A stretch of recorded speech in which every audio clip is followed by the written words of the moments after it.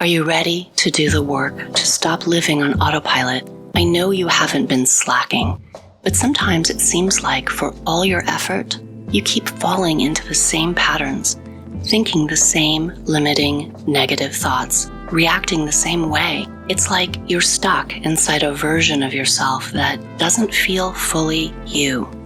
The truth is, you've been running a set of default programs, a deeply ingrained synthetic version of yourself.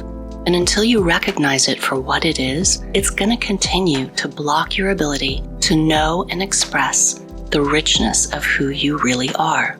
Are you ready to change?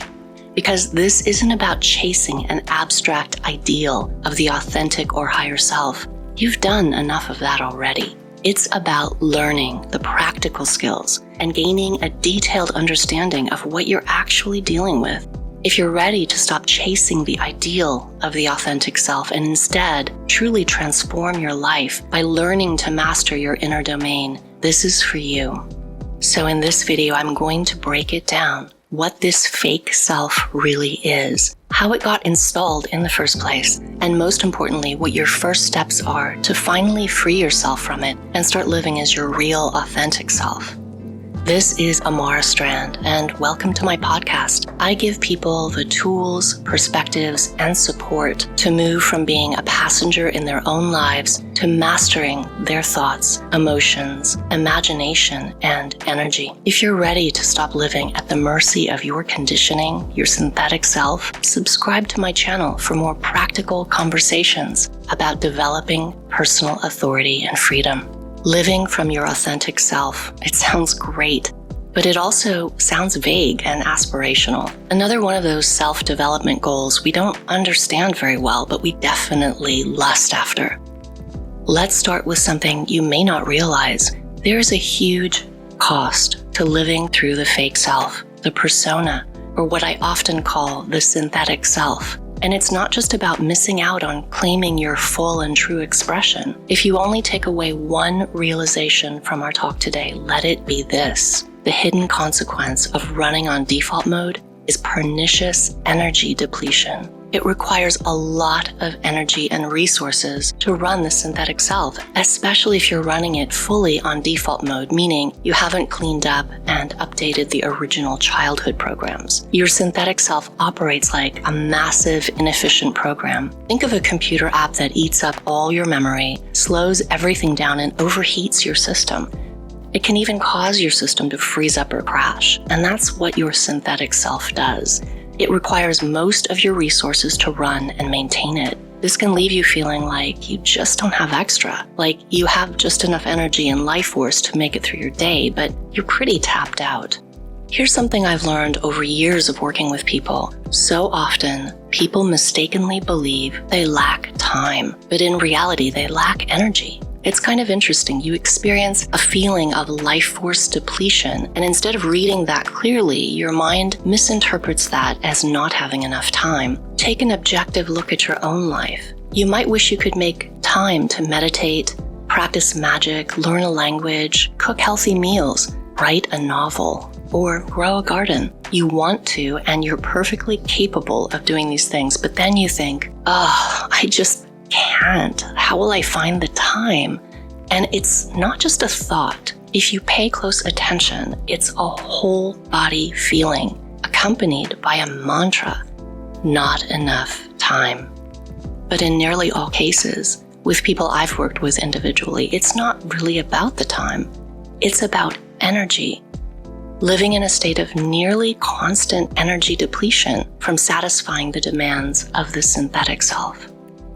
And you just get used to this. You're so accustomed to allocating your energy to the synthetic self that it feels normal, even inevitable, but it's neither. You know how one of the big drawbacks of large language models like ChatGPT is that they require an astonishing, insupportable amount of energy? Think of the synthetic self as something similar. A bloated, inefficient AI that was originally trained on data sets from your early childhood environment. Yikes. It's intrusive. It feeds you lots of bizarre and false information, and it uses a ton of energy. Your energy. Here's some good news. The authentic self doesn't drain energy. It's not synthetic, it's organic. It's part of your natural system, fully integrated and self-sustaining. When you recalibrate your identity to the authentic self, you free up a lot of energy. You allow your true self to take over functions that the synthetic self once handled without depletion. But let's be clear, it requires effort. It takes practice, consistency, and determination to break your habitual reliance on the synthetic self. And you have to really want it. After all, the human world is built exclusively for synthetic selves. It is the domain of the egregores. It won't let you go easily, so unless you are clear and uncompromising, unless you have the will to see it through, and unless you have an effective roadmap, the world will swallow you back up into the dreaming. So what are we dealing with here? I mean, what is the synthetic self really? You'll hardly be surprised to learn that it starts in childhood. And I mean way back to when you were quite little. From before you can even remember, you've been hard at work creating a fake self, a persona, a mask, your very own synthetic self.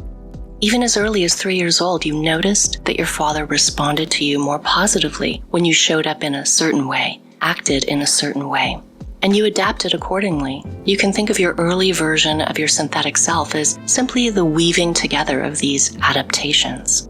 There's nothing inherently nefarious about it. You were a smart, adaptable kiddo, and you learned to put forward a version of yourself that resulted in getting more good stuff. This crafted version of yourself secured you more attention, more positive regard, more praise, more perks, and maybe even what felt like more love and acceptance. As a small child, this is the only power you had to control your environment, so you can see why you'd be highly motivated to build out your synthetic self.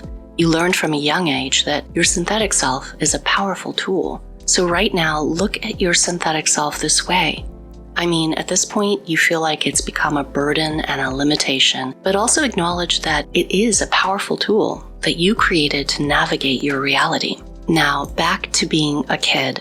Your parents and teachers and church and extended family and later on, your peers gave you strong, consistent feedback as to what version of yourself was valuable and acceptable. They provided a million different cues to convey exactly how they prefer you to be, and they punished you when you showed up in ways they didn't like or didn't understand. For some, the stakes were even higher. Some families are brutal, emotionally and physically, and under these conditions, your synthetic self worked overtime to keep you safe, or safer anyway. Your synthetic self created ways to cope, which were obviously successful because here you are, alive.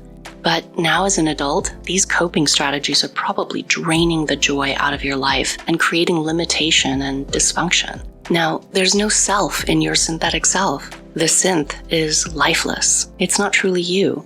It's a collection of programs, filters, coping mechanisms, habits. Originally, it was a tool, but it became a trap when you identified with it. You calibrated your identity to it, and now you're like a powerful genie trapped in a beautiful little bottle.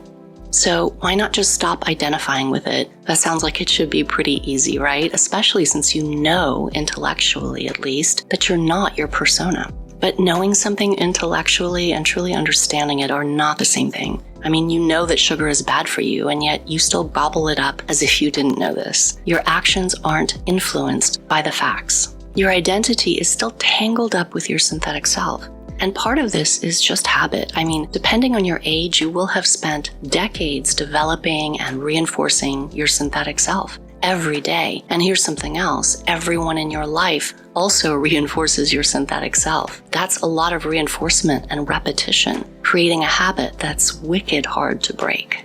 Another reason is because you still get something out of living the established pattern, performing the false self. You get affirmation, validation, acceptance, and even security. The synthetic self is still doing the work to get these things for you, and learning how to replace these functions with your authentic self can be hard when you don't even know where to start and you're not familiar with your authentic self and how it works. And here's another reason it's so hard to reclaim your identity from the synthetic self. The synth won't let you. It's kind of like an inorganic alien intelligence. You imbued it with your identity, and this gives it a life. It allows this inorganic artificial intelligence to have a kind of biological life. It now believes it is you, and it's not going to let that go easily. There's a fantasy version of finding your true self out there, and it's not helping you at all. You can't just ditch the system you've used for decades to navigate the world, get your needs met, and keep yourself safe, and then instantly replace it with this idea called the authentic self. You can't just tell the synthetic self that you're taking back your identity and expect it to go along with that. Replacing it with your authentic self isn't instant. It's not a fantasy transformation. It's work, and it's a process. You've got to develop skills and awareness and courage to do it. And you need to let go of the fantasy version of being authentic. Here's a basic outline of what you need to do in order to relocate your identity from your synthetic self to your authentic self. First, get to know your synthetic self. What is it? What does it need? How does it function? And what programs is it actively running? Look at it objectively, pragmatically, mechanically. Second, take charge of your synthetic self. Learn to manage and reprogram it. You can delete old files, purge old programs, update your system. You can install better security and get your synth out of default mode. A cleaned up, stripped down, and efficient synth uses less energy. It's also less noisy and demanding, which will give you more space in which to actually notice your authentic self. And lastly, you need to cultivate true personal authority and permanently anchor your point of reference within yourself, which is to say, within your authentic self. The synth isn't and can't be the source of anything. And so it's always looking outside itself to meet its needs and define itself. Your authentic self, on the other hand, is your connecting point to the source of everything. You must reconsecrate your authentic self as the sole seat of your authority, identity, and reference point for reality. Okay, did you get all that? Are you still with me? If you have questions about what I've said so far, just leave them in the comments. Now, we've talked about your synthetic self, how it gets created, why you continue to use it, and what it costs to do so. And now let's take a look at your authentic self. The first point has to do with energy, which I touched on earlier. The authentic self is energy neutral. It doesn't deplete you. It sustains and nourishes you. It's integrated into your system. It's organic, generates its own energy, and doesn't draw down or deplete your energy stores. In fact, when it's allowed to be primary, meaning you live through your authentic self, it actually regulates your system's energy levels. In contrast, just consider all the energy that's drained out of you when your synthetic self is running something like an inner critic program. I took an in-depth look into one of these programs in my last podcast episode, and you can see how much energy is required to run a voice in your head that bullies you, undermines you, and judges you. Not to mention the energy used trying to resist it or even just endure it. It's exhausting. I mean, what could you be doing with that energy instead? Just imagine. So one thing you can start doing is looking at yourself as an energetic system and notice when your energy is being used up by the synthetic self. Start seeing your thoughts, emotions, and beliefs as expensive programs. Ask yourself, is this authentic or is it a program? Is it worth the cost? Is running that thought loop worth it? Imagine if $25 was going to be automatically deducted from your bank account for every 5 minutes of running the inner critic program. That would add up really fast. And right now, you might let it run for quite a while. But if you realized it's not just an unpleasant way to spend your afternoon, but also a costly way to bleed out money for nothing in return, you would quickly find a way to stop. So start reappropriating energy back from your synthetic self. Next, where is your center of gravity? Where is your center of authority? Is it internal or external? One way to think about it is, what is your default? And gravity is a really simple way to illustrate this. When you drop something, it falls to the ground. The Earth acts as a powerful center of gravity. In fact, the primary center of gravity. So unless you create some kind of counterforce, you know that everything will default to Earth's gravity and be pulled toward the ground. Now, the moon also exerts a powerful gravitational pull, which has a significant effect on Earth and its inhabitants, but it's not going to lift you up off the ground and pull you toward the moon. Your primary center of gravity is the Earth, and you default to it. So by this example, you can see how you have a primary default center of gravity. There are other centers of gravity that have an effect on you, but you always default back to your primary center of gravity. In your life, where is your default center of gravity? Where are you energetically anchored into reality? Is it internal or external? Think about this and be honest. Do you look to people, culture, religion, or circumstances to tell you who you are, what you're capable of? Do you look outside yourself for validation and permission? Are you looking out there for things to fill the hole inside? The hole of self-doubt, fear of rejection, abandonment or unworthiness, the fear that you're not good enough, the fear that you're not enough, not okay as you are. Is it hard for you to set and maintain boundaries, put your interests first, speak up for yourself, and deal with conflict? And here's something a little different to consider. Are you looking out there for an epic love, your twin flame, or that one perfect and true spiritual teaching, or a peak spiritual experience, something that will consume you, redeem you, and make it all make sense, make it all worth it, make you all right? These are just some indications that your center of gravity isn't anchored within yourself. Your default is external, out there. The authentic self maintains its center of authority within.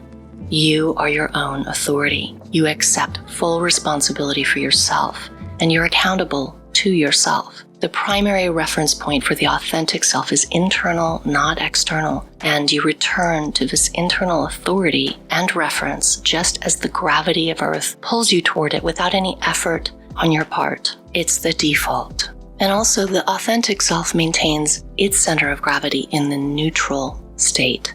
There may be waves of joy, grief, anger, fear, or bliss, and they bloom for a time, but the authentic self always defaults back to a state of neutrality. And remember, default means you return to the state without effort. It's like there's a big magnet that pulls you back once the waves have passed. Since this stability is your default, it's where you feel most comfortable, natural, and at home. Some people might think of neutrality as detachment or non-attachment, and these are concepts you've learned. I'd go so far as to say they are lofty ideals that some religions promote, but it's not the same as neutrality.